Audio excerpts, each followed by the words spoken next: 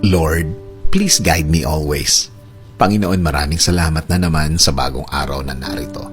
Alam namin na biyaya po ang hatid ng araw na ito.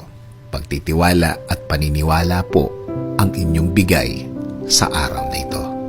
Panginoon, sa araw na ito, ang aming dasal ay isang gabay. Gabay para sa aming mga buhay. Gabay sa mga bagay na parating at darating na mga araw. Panginoon, alam kong alam niyo po na maraming problema ang nasa aming mga buhay. Mga problemang matagal na at nadagdagan pa ng mga bagong iisipin po namin. Please, Lord, we need you in our lives now.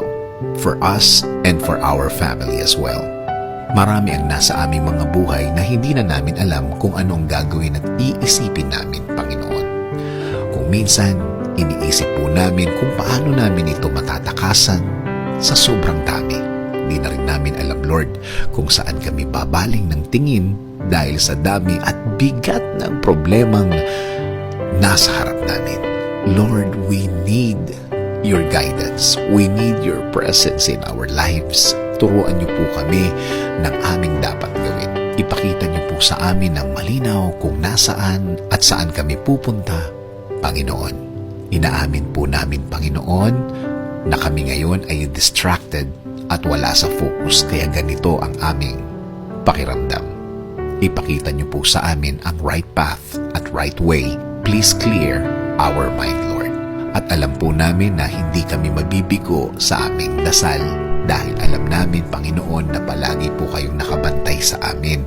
Alam po namin na tuloy-tuloy ang inyong proteksyon at pagmamahal. Panginoon, we invite you to invade our situation now. Kasi alam po namin, Lord, na kapag nagtiwala kami sa inyo, wala pong puso ang mabibigo. Alam po namin na ang lahat ng magulo ay maaayos. At Lord, alam namin na hindi na po ito magtatagal. Alam po namin, Panginoon, na ang presensya ninyo sa aming buhay at ang dasal naming tulong ay darating na. Lord, alisin niyo po ang takot sa aming mga puso. Palitan niyo po ito ng pagtitiwala sa inyo. Palitan niyo po